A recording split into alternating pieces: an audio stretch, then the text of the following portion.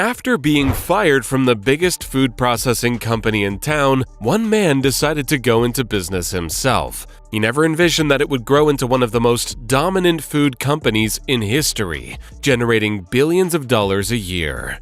This is the story of Lay's chips.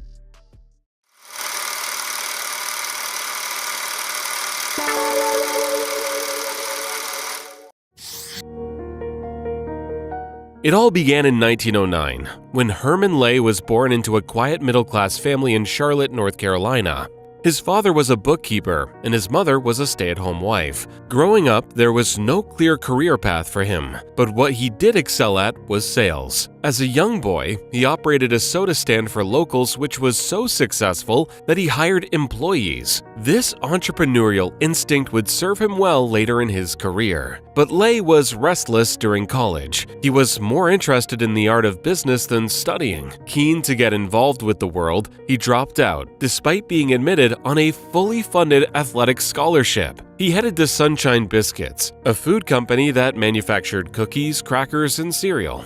And it looked to be the first stepping stone to a career in business. But the Great Depression struck in 1929, wiping out 24% of the workforce nationwide and cutting any remaining income in half. At the time, Lay was just 20 years old and suddenly found himself out of a job. This taught him to diversify his income and build something that would provide him with more independence. At his next job working for the Bartlett Food Company, he began a side hustle that was destined to transform the U.S. food market. Lay was now in Nashville, Tennessee, in the heart of the American South. And this is where he began to experiment with a product that proved more popular than he imagined. Lay made it his trademark to bring bags of potato chips to his customers. As a traveling salesman, he quickly earned a reputation for stocking chips in the back of his Ford Model A. He was benefiting from a recent innovation in the market.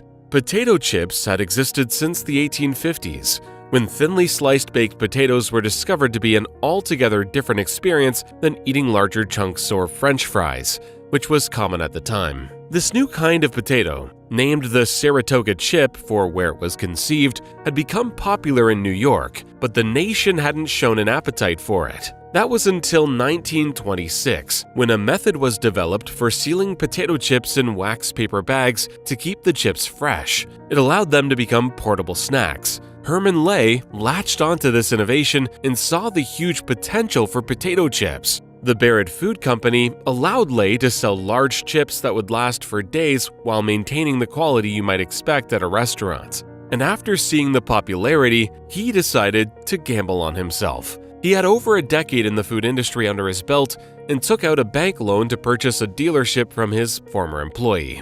He renamed it H.W. Lay Distribution Co., and just a few years later, he raised $40,000 in stock sale to purchase the entire Barrett Food Company. One of Lay's biggest investors, who owned a shop across the street from the factory, was devastated. His family's life savings had been poured into Lay's company, and the takeover seemed like too big of a risk. But Lay was determined.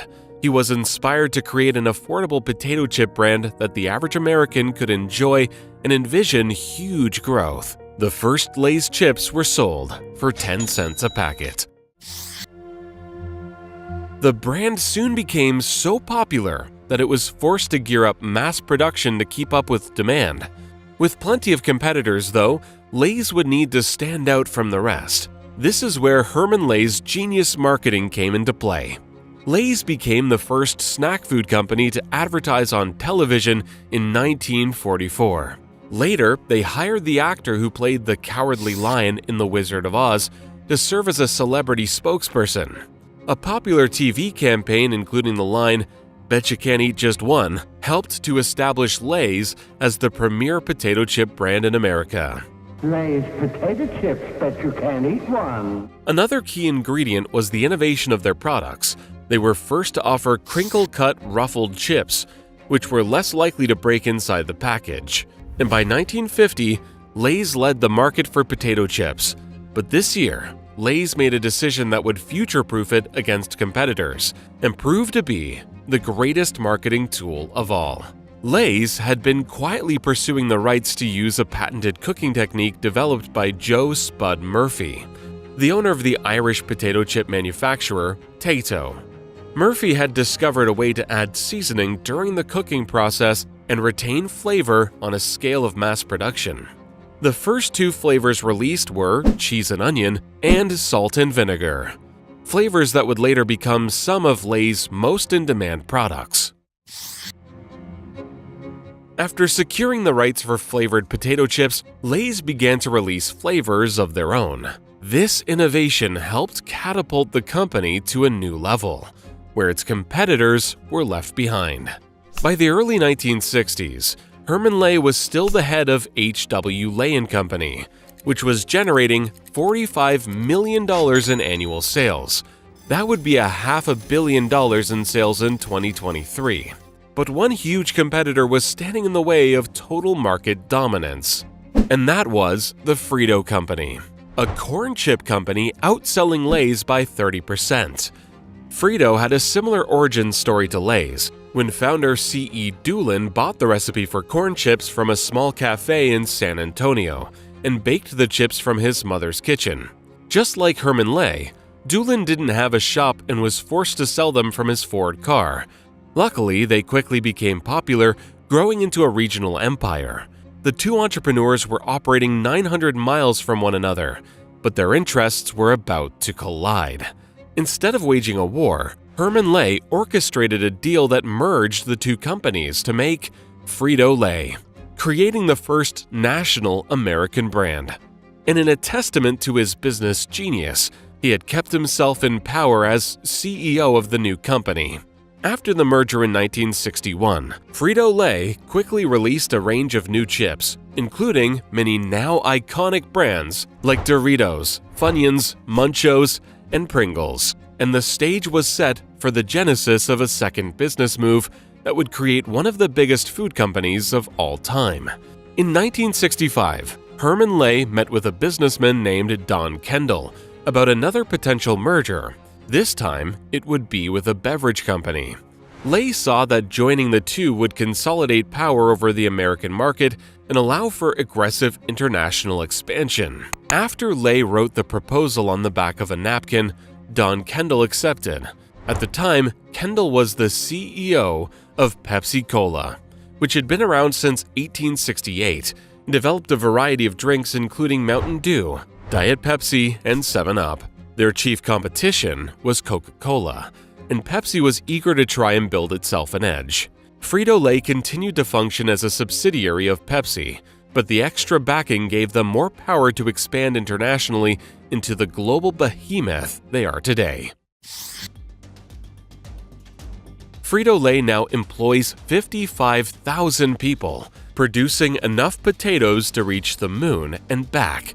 This has helped to grow PepsiCo's annual revenue to $85.5 billion.